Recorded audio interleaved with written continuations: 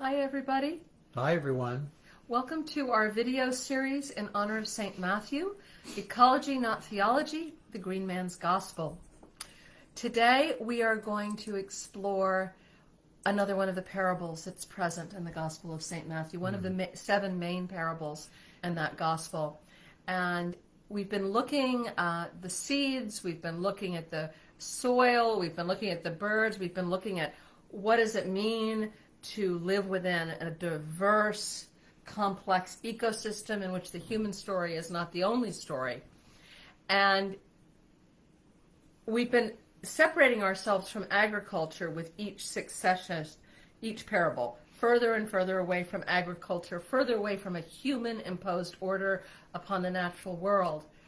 And yet today we arrive at a surprising parable, which is... Parable of the Leaven. Let me share it and let's plunge into it.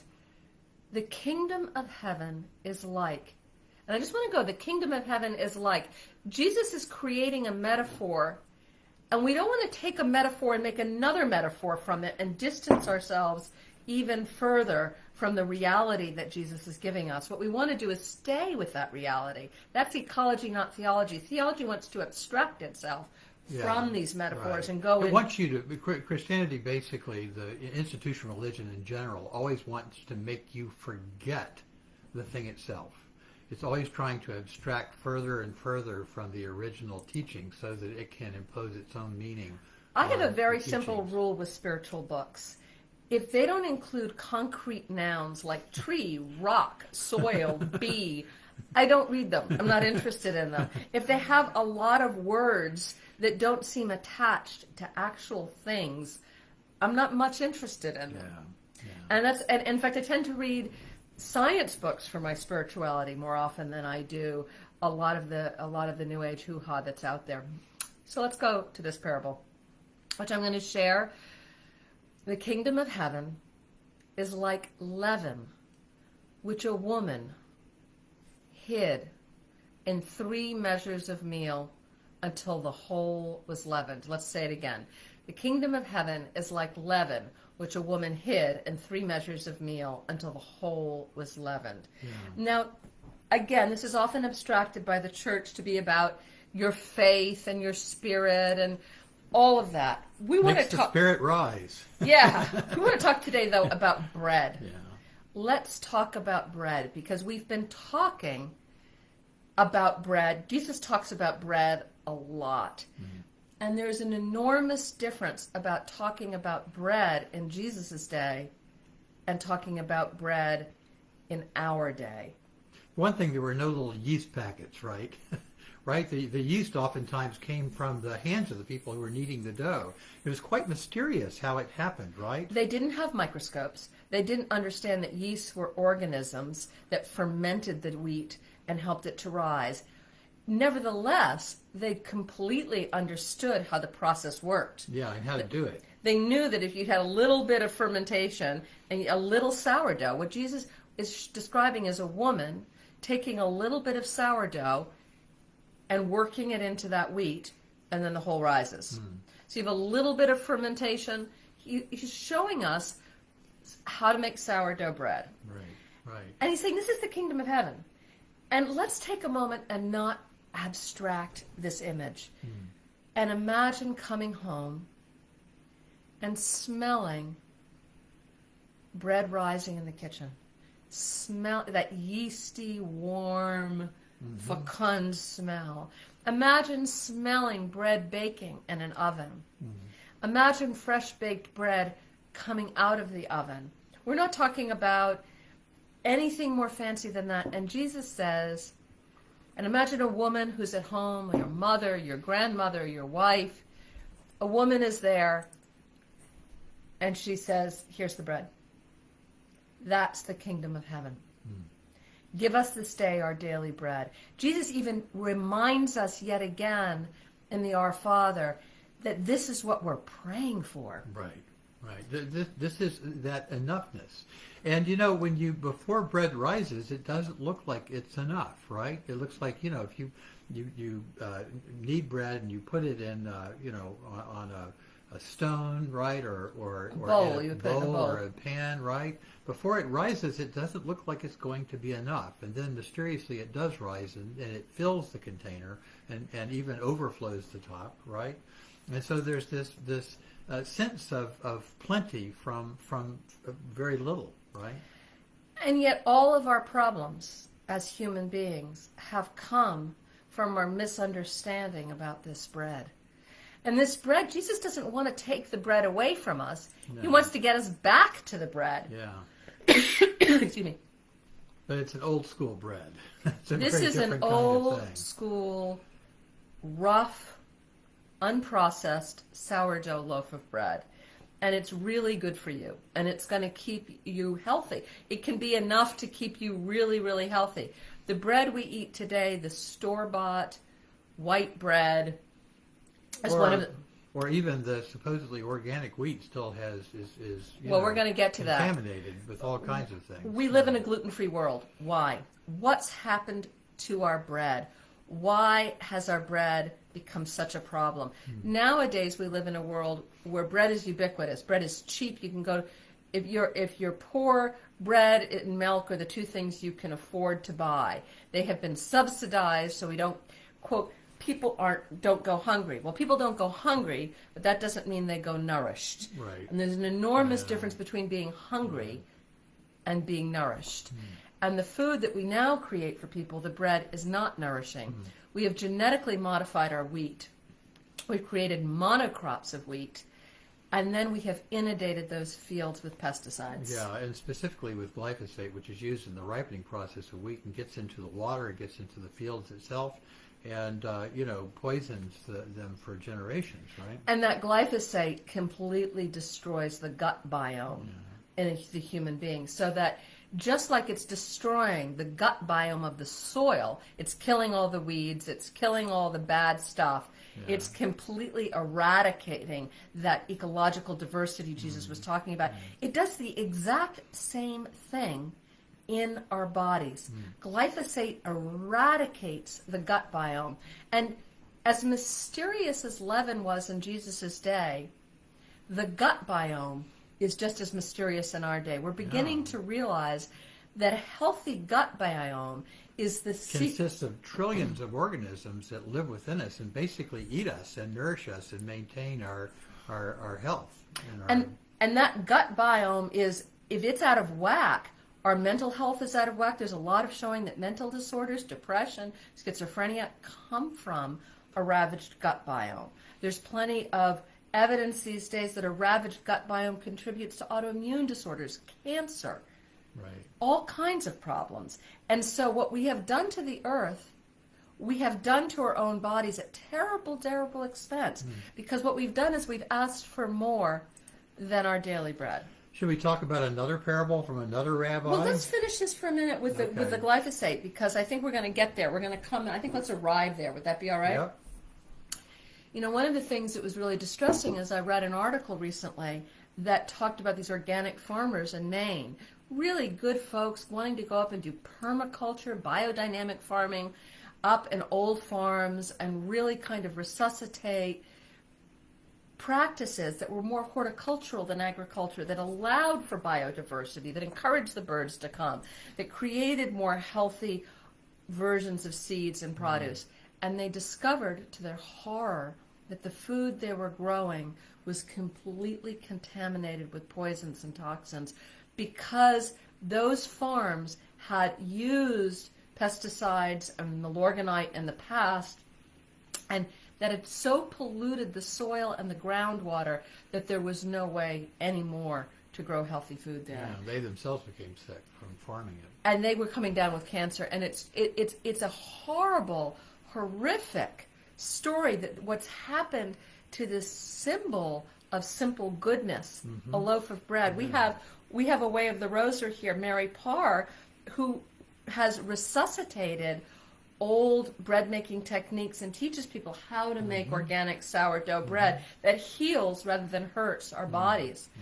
Personally, Clark can't eat bread at all. I can't eat any bread, in America, just because glyphosate is completely saturated the wheat-producing industry. Even organic wheat has glyphosate in it. You know, I'm like the canary in the coal mine. I can eat a bite or two of it and get neurological symptoms from it. Other people are also affected by it. You know, it's basically poison, but it is a legal poison, and it doesn't necessarily produce the same effects in everyone. No, and what we've done is we've tried to hasten the rising process. We've created these commercial yeasts. We have taken away all of the nutrients in the wheat. We've genetically modified it, and then we've filled it with poison and said it's food. And it's really upsetting. It's what we've done. What we do to the earth, we do to ourselves, and we're not conscious of this. And Jesus is trying to say, look at this wholesome goodness here.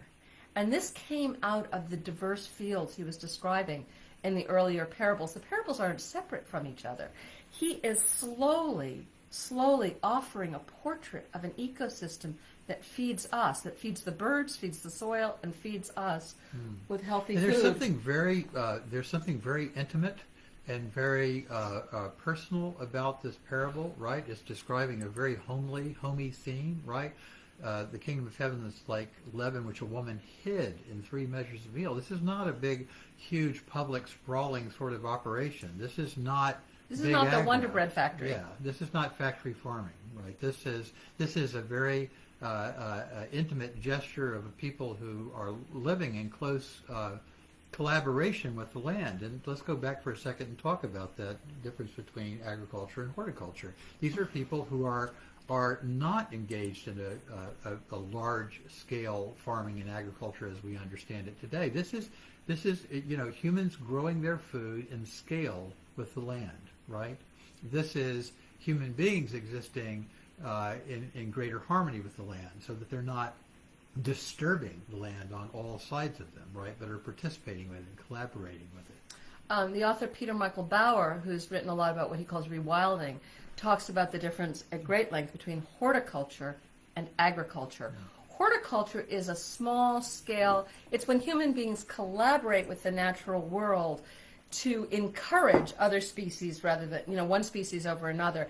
Robin Wall Kimmerer writes about this at great length in Braiding Sweetgrass, that the indigenous people's relationship to the sweetgrass, to the wild rice, was one of horticulture. We like this product, and we're cultivating it, and we're eating it, and our eating of it causes it to grow more fully in the environment. Horticulture is like agriculture absent the dominance hierarchy, right? The idea that we are in charge of everything, right? That we're going to repurpose every aspect of the natural environment to human purposes, right? This is a way of growing our food and eating our food directly from the earth that doesn't try to game the system to produce, more to produce excess. More, always. And that's the question, how much is enough? That seems to be the modern koan. How much is enough? We have Marie Kondo telling us, if it doesn't give you joy, get rid of it. But what our hunter-gatherer ancestors said is that if you can't carry it and walk around with it, it's too much. And if you can't slap it on your back, it's too much. Right. And we have so much excess. And so it's the place we're stuck as people. How much is enough? Jesus said enough is a little bit of leaven and 3 measures of meal and a loaf of bread. Yeah. And it's a very homey, beautiful, inclusive, loving, and natural, somewhat mysterious, but ultimately very natural process. So, in the first book in the Way of the Rose trilogy, which is Waking Up to the Dark, I told a story that was written by a early 19th century rabbi. So this is another rabbi 18 centuries later, still talking about, a similar theme. And Reb Nachman of Breslov tells the story of a king and the prime minister who is also his best friend. Prime minister comes to the king and says, the king says, I have had a dream that this year's wheat harvest will go bad. What shall I do? And the prime minister says, you and I should set aside a portion of the good wheat so that we can eat it, during the plague. And they're probably talking about some wheat ergot or something like that, right? Lysergic acid, in the rotting wheat. but it's We'll come back to that. Yeah, we'll come back to that. But so the king says, this is not what we will do. Because if we do that, everyone will be mad except us, and they will look at us and say that we are the mad ones. What we will do is we also will eat from the tainted wheat. But I will put a sign on my forehead, and you will put a sign on your forehead, and when we see it, at least we will remember that we are mad. Now, what happened with the wheat was that for a long time, people used it in scale, right? There was enough of it. Eventually, wars were fought over who had what, right? But it wasn't poison. And then two things, right around the time of the Industrial Revolution, two things happen at once. The wheat goes bad, right? And there's more of it than ever before. The human population skyrockets. The hydrocarbons in the atmosphere, they also just go straight up. If you look at a graph charting the course of the human population growth, it goes straight up, beginning in the Industrial Revolution, right? The same with wheat production, the same with pollution. And too much wheat. Why do they have too much wheat? Why is the wheat going to go bad over the winter? Because they have too much of it. They're not eating their daily bread. They're planning for bread 3 months out, and it's going to go bad. And what would happen is the wheat would go bad and develop ergot poisoning, which could kill you. It killed St. Anthony, actually. Yeah. But that's not living in scale. That's not a woman putting a little leaven in 3 measures of meal. No, these are barrels and barrels and barrels of wheat. And in fact, it's the only food they're eating.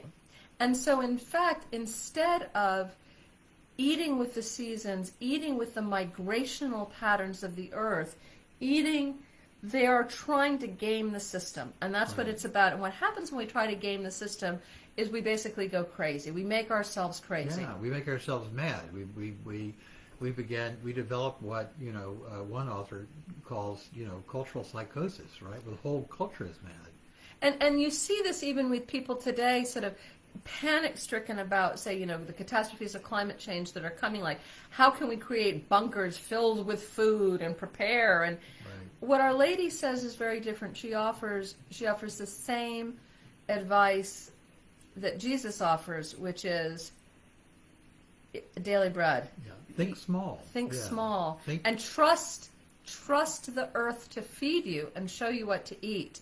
I mean, there's this amazingly wild story that came out in The Guardian yesterday. It's complicated, but it's about this young man in France who just walks into the woods and starts to live with the deer and figures out what to eat and survives.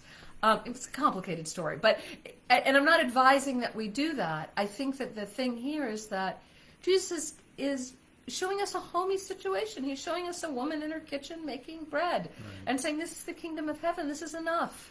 And let's ask ourselves for a moment. So, this idea of the kingdom, it seems to have sort of Jesus' stamp on it, but this idea was current during Jesus' time. What were other people saying about the kingdom? Well, pretty much what they say today. The kingdom of heaven is a well-organized, well-funded church with a lot of rules that everybody follows, right? Now, we're not just talking about Catholicism. You look at any large-scale religious operation, and it's pretty much the same thing.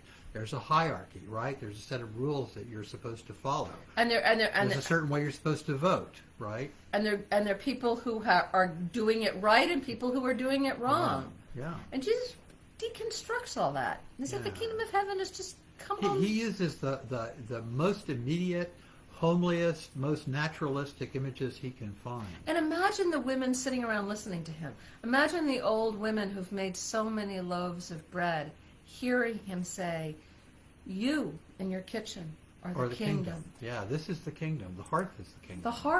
The hearth fire was the oldest vision of what home was, hearth and home. Yeah. That hearth where you're cooking the bread, you're letting it rise near the fire to be warm. This is the most inclusive, loving, simple way of imagining who we are and what we want. And let's talk for just one brief moment about the movement away from the hearth. And we'll take a recent movement, which was Vatican II during the 1960s. This was an attempt by the church to delegitimize the hearth in Catholic homes all around the world, right? This the idea that the real center of power was not the home and the rituals of the home, the family rosary or whatever, praying novenas to saints, right? The sort of family belief in a kind of a folk magic that could reduce fevers or reverse financial ruin. I mean, these sorts of beliefs were very, very powerful, right? And the church delegitimized private devotion, and basically it moved the locus of the spiritual life from the hearth to the altar and to the church and to the public mass. Suddenly it became a public act. And this is the difference we see even in early Christianity. The very, very earliest Christianity that Thecla was propagating, not Paul, Thecla, was just women in their homes inviting people over for a meal. Yeah. This bread. Come on over and have a loaf of fresh cooked bread. What happens when priests get involved is you take the authority of this woman making the bread and give it to a religious authority dressed in these robes that certainly... yeah, it's not just priests. I mean, this was happening around the world during the 20th century with every large-scale enterprise, from corporations to governments to religions. All were delegitimizing the private experience of life and turning the private into the public, right?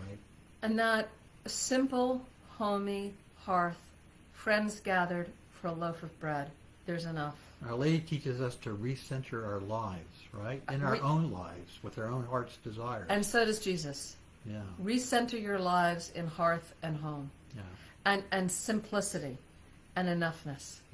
So, we're back to the fields tomorrow. We'll see you tomorrow. Thank you for joining us with these live videos. I hope you're enjoying them, and we'll see you tomorrow. Bye-bye, everybody. Bye-bye.